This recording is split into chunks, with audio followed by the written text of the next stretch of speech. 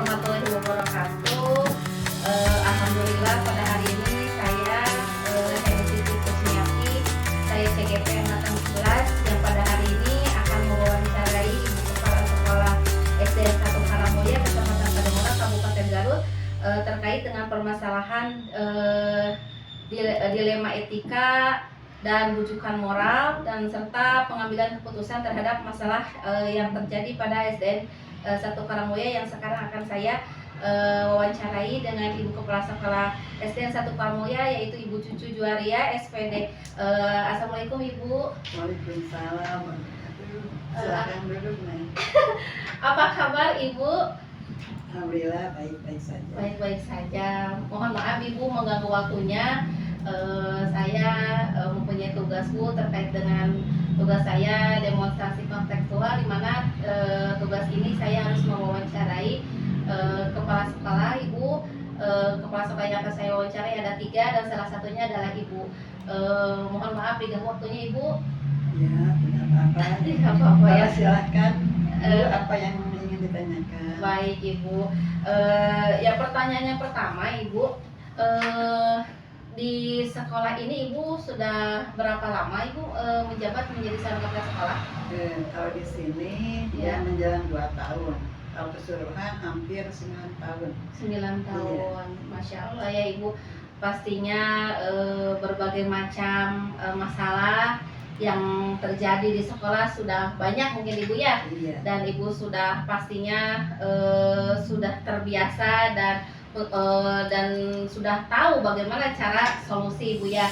Nah sekarang Ibu saya terkait dengan pertanyaan yang pertama Ibu, saya akan menanyakan selama ini Ibu bagaimana cara Ibu mengidentifikasi kasus-kasus yang merupakan dilema etika ataupun kasus ini adalah bukan moral. Bagaimana Ibu? Di sini pertama harus melihat dulu dari sudut pandang moral dan hukum. Apabila kasus tersebut melawan hukum, otomatis sudah tentu benar atau salahnya. Namun jika masih dikatakan benar lawan benar, masalah tersebut merupakan yaitulah dilema etika. Dilema etika. Jadi kalau tidak ada kaitan dengan hukum berarti itu dilema etika ya Bu. Iya. Kalau ada rujukan moral berarti ada yang terkait dengan hukum mungkin itu Iya. ya. Iya, baik Ibu. Selanjutnya Ibu, pertanyaan kedua, selama ini Bu, bagaimana Ibu menjalankan pengambilan keputusan di sekolah, terutama untuk kasus-kasus di mana ada 2 kepentingan yang sama-sama mengandung nilai kebajikan Bu? Oh iya. Selama ini saya selalu mengidentifikasikan kasus dari berbagai sudut pandang, kemudian menimbang secara matang mana yang paling benar dari keputusan tersebut yang menguntungkan banyak orang dan tidak ada pihak lain yang dirugikan.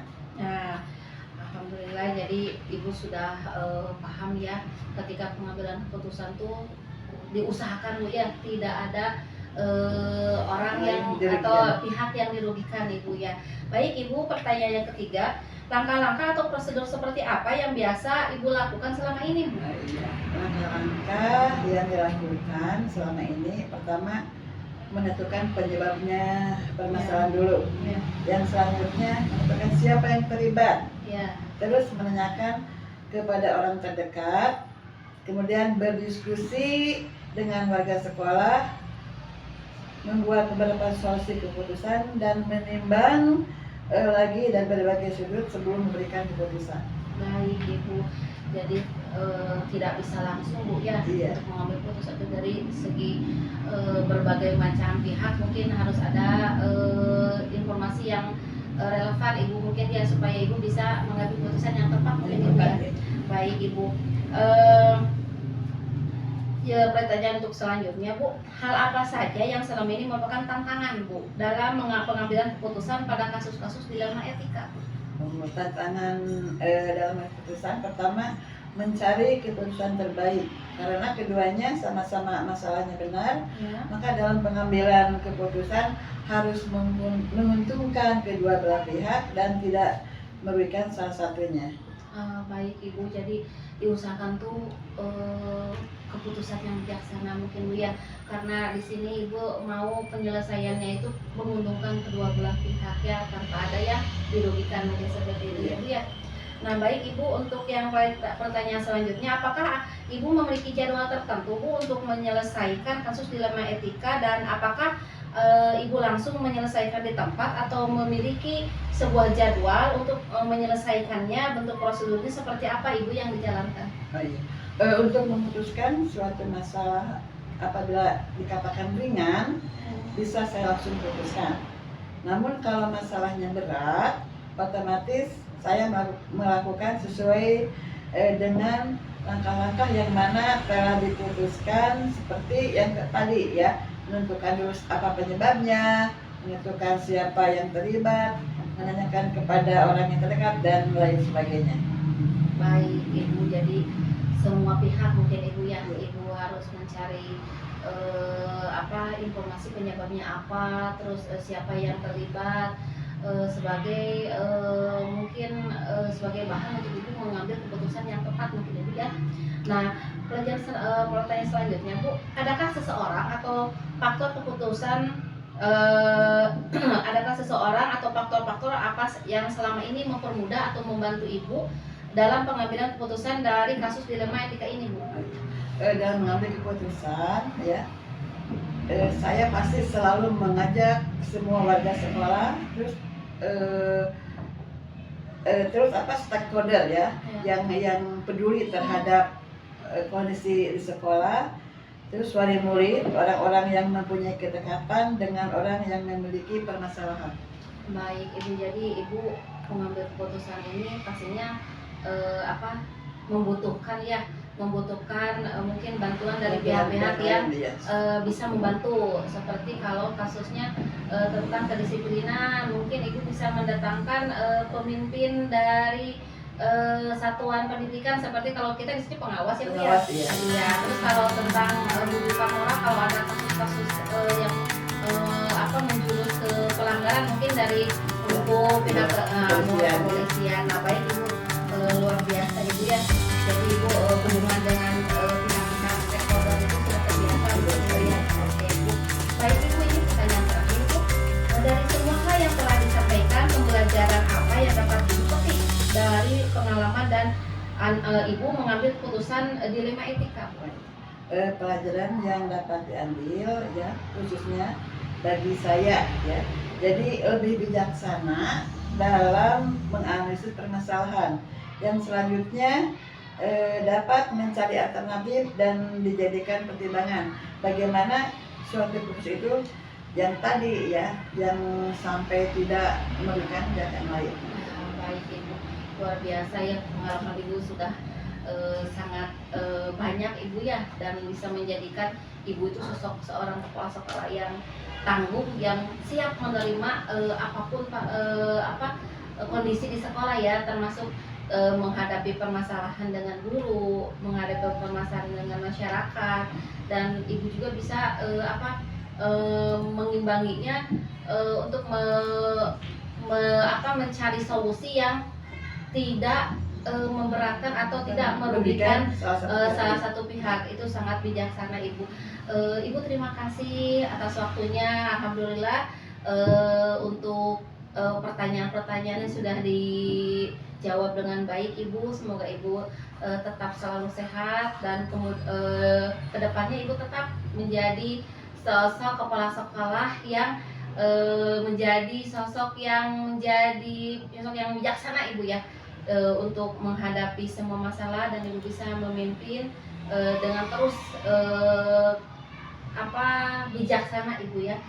Dan semoga semua para guru di sini dapat mengikuti semua kebijakan Ibu yang insya Allah itu adalah yang lebih baik ya untuk sekolah kita ini. Terima kasih Ibu untuk waktunya. Assalamualaikum warahmatullahi wabarakatuh. Salam, terima kasih. Bismillahirrahmanirrahim. Assalamualaikum warahmatullahi wabarakatuh.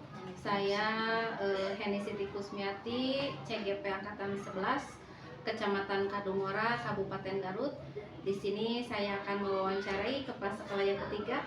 Alhamdulillah saya sekarang sudah berada di SDN 4 Karangmulia, di mana ibu kepala sekolahnya adalah Ibu Sugiyarti MPD MCE. Assalamualaikum Ibu. Apa kabarnya Ibu? Alhamdulillah. Alhamdulillah, mohon maaf Bu. Saya ini ada tugas CGP Bu, di mana di modul 3.1 tugasnya demonstrasi kontekstual. Saya harus mewawancarai 3 kepala sekolah terkait dengan kasus-kasus yang ada di sekolah Ibu. Mohon maaf mengganggu waktunya ya Ibu ya. Iya, tidak apa-apa. Tidak apa-apa Ibu, terima kasih. Baik Ibu, selanjutnya saya akan memberikan pertanyaan-pertanyaan. Tidak ada apa-apa ya Bu ya.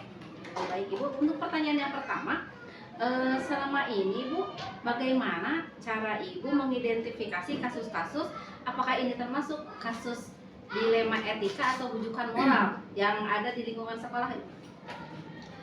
Terkait kasus yang terjadi di sekolah, apakah masuk kategori dilema etika atau rujukan moral, tentunya sudah tidak bisa langsung menyimpulkan bahwa itu termasuk dalam kasus dilema etika atau rujukan moral.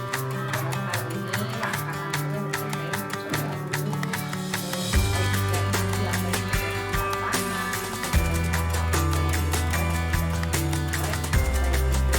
dari warga sekolah oh ini masuk dalam kasus dilema etika atau ke dalam rujukan moral. Kalau dilema etika tentunya kan berkaitan dengan benar atau salah ya, yang dalam hal ini tentunya juga merujuk kepada kebijakan atau aturan yang ada di sekolah ya. Walaupun kalau ke yang rujukan moral kan pasti ada unsur-unsur yang lebih pada masalah perasaan seperti itu ya, yang akan mempengaruhi, tapi tetap ujung-ujungnya harus sesuai dengan ketentuan atau peraturan yang memang Sudah ada. Baik Ibu, jadi ketika ada muncul masalah di sekolah, Ibu tidak langsung solusinya ditentukan gitu. Jadi harus mengobservasi, melihat dulu apakah ini terkait dengan individu ataukah terkait dengan banyak orang. Lalu Ibu mengidentifikasi dari orang terkait dan mencari informasi dari orang-orang yang mungkin tahu dari masalah yang kenapa bisa timbul seperti itu Bu ya. Iya. Baik. Untuk pertanyaan selanjutnya Ibu, selama ini bagaimana Ibu menjalankan pengambilan keputusan di sekolah, terutama untuk kasus-kasus di mana dua kepentingan yang sama-sama mengandung nilai kebajikan?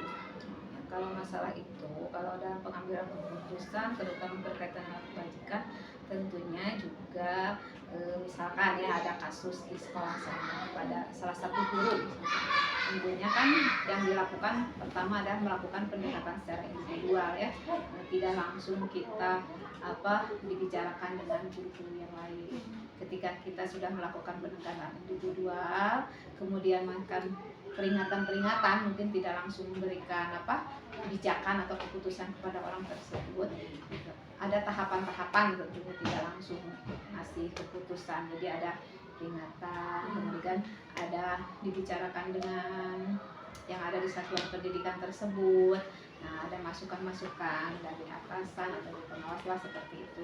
Bagaimana baiknya supaya kita juga tetap menjaga etika-etika ya terhadap mungkin guru, bagaimana yang isinya apa atau Wah, luar biasa Ibu. ya. Bijaksana sekali ya. Jadi Ibu tidak langsung mencekik Bu ya.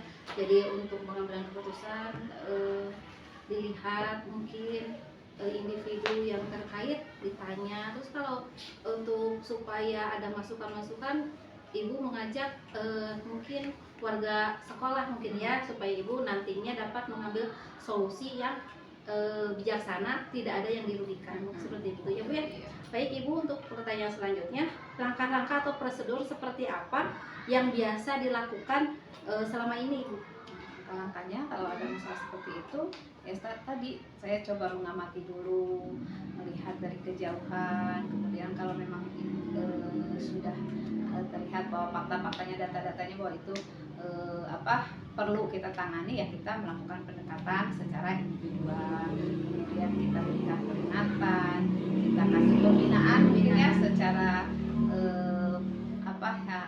face to face lah dengan orang tersebut untuk menjaga kerahasiaan pegawai tersebut gitu ya, karena kita juga kan harus memikirkan kondusivitas di sekolah supaya tetap harmonis gitu ya, gitu ya, supaya tetap enak berjalan di sekolah, supaya nyaman kan, supaya nyaman ya. karena kan kalau tidak kondusif pasti pengelolaan harus berjalan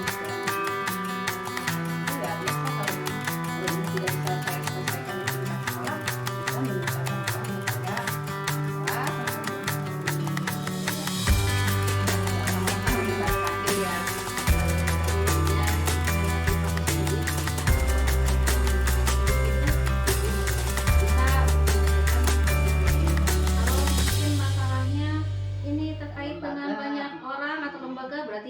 menghadirkan stakeholder yang mungkin bisa membantu Ibu ya. Nah, baik Ibu, pertanyaan selanjutnya, hal-hal apa saja yang selama ini menjadikan tantangan ketika mau mengambil keputusan ini, ada aja gitu yang menjadi tantangan untuk menyelesaikannya, kira-kira apa Bu? Tantangan itu terkadang datang juga dari faktor internal dan eksternal gitu ya. Faktor internalnya mungkin seperti saat ini mungkin kondisi di sini ya. Ketika ada bawahan kita mungkin usianya lebih senior ya, kemudian kita di bawah secara usia lebih junior, tetapi posisi kitanya sebagai kepala sekolah. Nah itu tuh sebetulnya merupakan suatu tantangan yang besar, bagaimana supaya kita dalam menyelesaikan masalah dengan guru yang usianya lebih senior dari kita tidak tersinggung gitu ya. Nah, secara itu bagaimana supaya kita bisa masuk ke dia sehingga apa yang memang menjadi tujuan kita itu untuk menyelesaikan masalah itu bisa diterima gitu ya oleh dia gitu. Baik Ibu, jadi memang menjadi dilema Bu ya, ketika ada bawahan senior yang mungkin melanggar aturan. Nah, dilema juga buat Ibu mungkinnya. Nah, ini dilema etika Ibu ya, karena Ibu sendiri di sisi lain harus hormat kepada beliau sebagai seorang yang lebih tua. Di sisi lain Ibu adalah atasan mungkin ya. Nah, iya, yang harus menjalankan aturan yang seharusnya dilaksanakan. Baik Ibu, untuk pertanyaan selanjutnya, apakah Ibu memiliki jadwal tertentu untuk menyelesaikan permasalahan ini Bu? Ketika permasalahan terjadi, apakah Ibu langsung menyelesaikannya di tempat ataukah Ibu harus ada jadwal tertentu untuk menyelesaikannya Ibu? Sebetulnya tergantung dari permasalahannya tersebut ya. Kalau kira-kira memang itu permasalahannya perlu waktu, tentunya kita menjadwalkan dulu, ngobrol dulu dengan orang terkait. Nah, supaya enak kan tidak bisa kita langsung ketika itu langsung kejadian langsung ditindak lah gitu. Kalaupun itu paling pada awal untuk menentukan jadwal supaya ngobrolnya enak itu kita ngobrol dulu. Ya kayak kalau diobservasi mah ada observasinya, ada ngobrol dulu, nanti kita jadwalkannya ngobrol ya untuk menyelesaikan masalah terkait gitu supaya enak itu waktunya gitu ya. Berarti dapat saya simpulkan, dilihat dulu dari masalahnya. Kalau dianggap ringan mungkin waktu itu langsung bisa diselesaikan Bu ya, tanpa harus menghadirkan stakeholder ataupun waktu lebih lama untuk menyelesaikannya. Kalau dirasa masalahnya cukup berat, mungkin harus memakan waktu agak lama juga, karena Ibu harus mengidentifikasi, harus menelaah dulu, terus mencari informasi dari pihak yang berkaitan mungkin Bu ya. Jadi intinya Ibu tidak mau mengambil keputusan yang merugikan kedua belah pihak, seperti itu Bu ya. Baik Ibu, untuk pertanyaan selanjutnya, adakah Ibu seseorang atau faktor-faktor yang selama ini mempermudah atau membantu Ibu untuk mengambil keputusan dalam kasus dilema etika ini?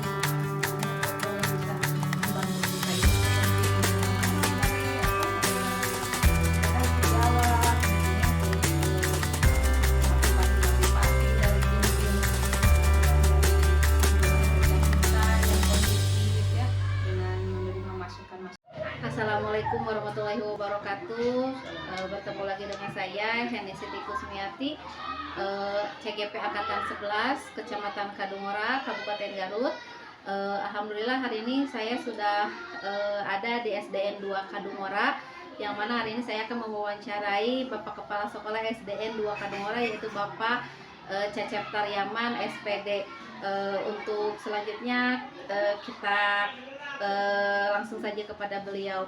Assalamualaikum Bapak. Waalaikumsalam warahmatullahi wabarakatuh. Bagaimana kabarnya Pak? Alhamdulillah baik. Alhamdulillah baik. Mohon maaf Pak, ini saya ada tugas CGP. Kebetulan tugas yang sekarang ini adalah demonstrasi kontekstual modul 3.1, di mana saya harus mewawancarai 3 kepala sekolah. Bapak adalah kepala sekolah yang kedua yang saya wawancari untuk hari ini. Bapak mohon maaf ya, saya mengganggu waktunya. Tidak apa-apa, dengan senang hati. Dengan senang hati. Ada yang bisa saya bantu. Ya baik Bapak. Untuk bahasan hari ini Pak, saya akan menanyakan tentang kasus dilema etika dan rujukan moral Pak. Untuk pertanyaan yang pertama Pak, selama ini Bapak mengidentifikasi kasus-kasus yang merupakan dilema etika yang seperti apa, dan ini apakah masuknya dilema etika atau rujukan moral itu seperti apa Pak? Baik, terima kasih. Kalau menurut pemahaman saya terkait dengan dilema etika itu dan rujukan moral memang adalah dua situasi yang berbeda ya, dua situasi yang berbeda antara pilihan benar secara moral gitu, tetapi memang bertentangan juga. Baik, mungkin dapat saya simpulkan Pak, kalau kasus yang berkaitan moral itu adalah kasus yang melanggar hukum saja. Kalau yang dilema etika itu antara benar dengan benar, tapi tidak melanggar hukum apa ya? Baik Bapak. Baik, untuk selanjutnya Pak, pertanyaannya selama ini bagaimana Bapak menjalankan pengambilan keputusan di sekolah, terutama untuk kasus-kasus kepentingan yang sama-sama mengandung nilai kebajikan Pak? Ya, tentunya kita mengidentifikasi terlebih dahulu terkait dengan permasalahan yang dihadapi. Ya, kemudian dikarenakan kedua-duanya itu memang dianggap benar, dan kita harus mengambil salah satu yang lebih benar lagi. Ya, mungkin itu dipertimbangkan dan disesuaikan dengan pihak-pihak yang berkaitan, apakah menguntungkan atau merugikan. Jadi prinsipnya bagaimana kita mengambil keputusan yang kiranya tidak merugikan atau bisa dikata bisa menguntungkan antara kedua belah pihak dalam hal pengambilan keputusan tersebut. Baik Bapak, luar biasa ya. Jadi intinya Pak, ketika Bapak di hadapan suatu masalah, Bapak tidak langsung mengambil keputusan ya. Jadi Bapak mungkin harus menindaklanjuti dengan mencari informasi terlebih dahulu kepada pihak yang terkait, dan diusahakan untuk keputusannya tidak merugikan siapa-siapa. Jadi kedua belah pihak tidak ada yang dirugikan. Seperti Pak ya. Baik Bapak, untuk pertanyaan selanjutnya, langkah-langkah atau prosedur seperti apa yang biasa Bapak lakukan selama ini Pak? Ya, tentunya dalam hal pengambilan keputusan, apalagi permasalahan yang dihadapi, kita identifikasi terlebih dahulu, kemudian kita koordinasi kepada yang bersangkutan, dan juga data-data lain yang kiranya menunjang. Dan dalam hal pengambilan keputusan itu tentunya mengambil atau mengajak stakeholder yang berkaitan, yang akhirnya ketika ada semacam gambaran-gambaran untuk keputusan tersebut, itu pun dipertimbangkan kembali apakah keputusan tersebut kiranya merugikan seseorang ataupun tidak, dan diusahakan dalam hal pengambilan keputusan ini tidak merugikan salah satu pihak. Jadi Bapak melihat seperti apa untuk penyelesaiannya, Bapak dengan cara siapa sih yang bisa untuk bisa membantu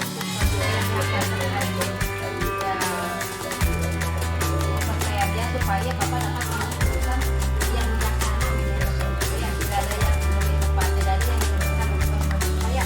Baik Bapak, untuk pertanyaan selanjutnya, hal-hal apa saja yang selama ini Bapak anggap efektif nih Pak dalam pengambilan keputusan pada kasus-kasus dilema etika?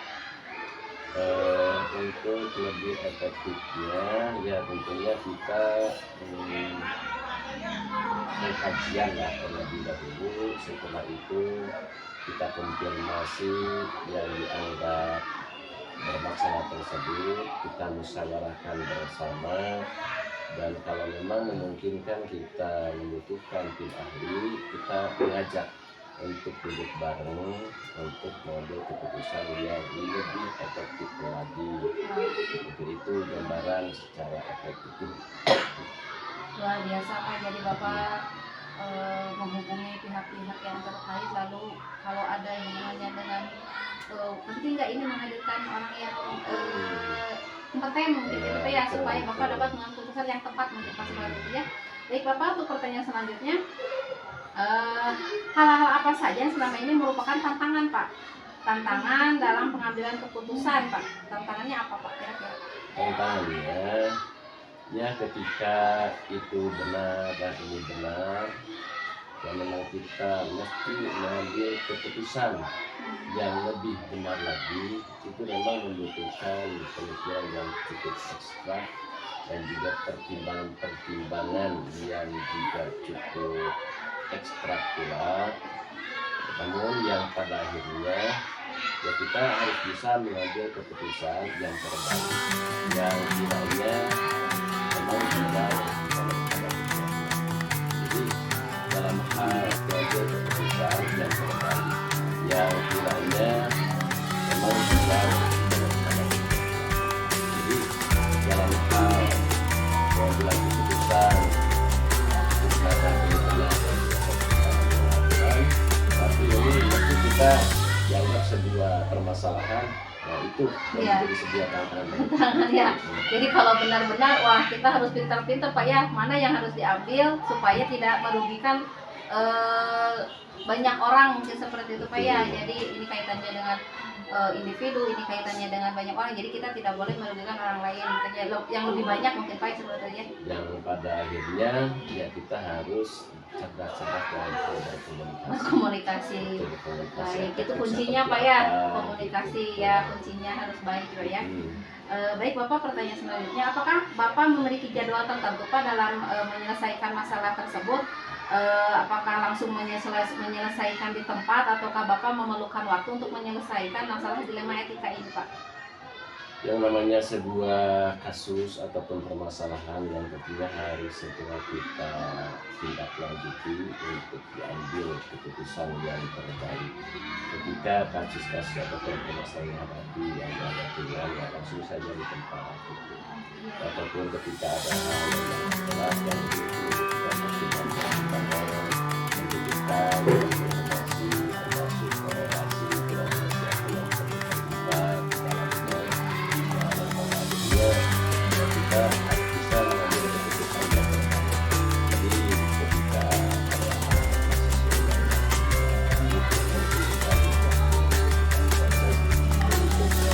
ada pertimbangan selanjutnya dalam hal mengambil keputusan. Jadi bisa saya simpulkan tergantung masalahnya Iya, mungkin Pak betul, ya. tergantung masalah. Kalau ringan langsung Pak diselesaikan. Kalau dirasa berat berarti Bapak harus mencari informasi dan ini adakah kaitan dengan pihak luar, adakah yang bisa membantu seperti stakeholder yang mungkin lebih tepatnya mungkin seperti itu Pak ya.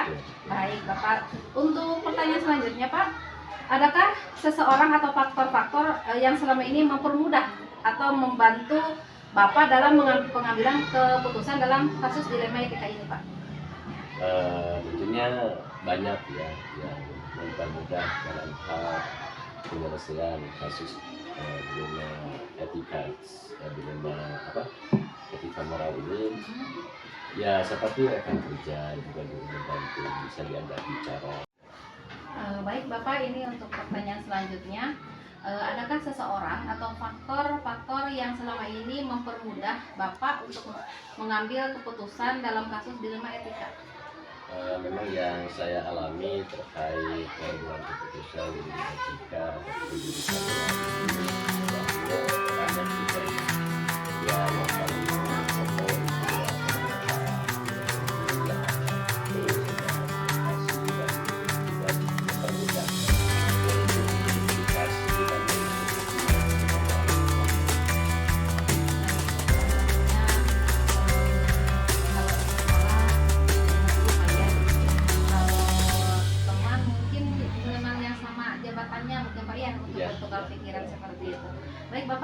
pertanyaan terakhir Pak. Dari semua hal yang telah disampaikan, pembelajaran apa yang dapat Bapak petik nih pengalamannya selama menjadi kepala sekolah dalam menyelesaikan kasus dilema etika ini Pak? Terkait dalam hal pengalaman yang saya alami, memang dalam hal pengambilan keputusan itu harus lebih hati-hati lagi. Jadi kita harus mengambil keputusan berdasarkan data dan fakta, dan juga harus lebih memahami kasus yang dihadapi. Jadi untuk lebih mempertimbangkan antara benar dan salahnya, dan juga terkait dengan kepedulian sosial juga itu jelas menunjang juga dalam hal pengambilan keputusan. Jadi harus lebih berhati-hati, dan juga memang kecerdasan komunikasi itu sangat-sangat menunjang. Kita harus betul-betul cerdas berkomunikasi supaya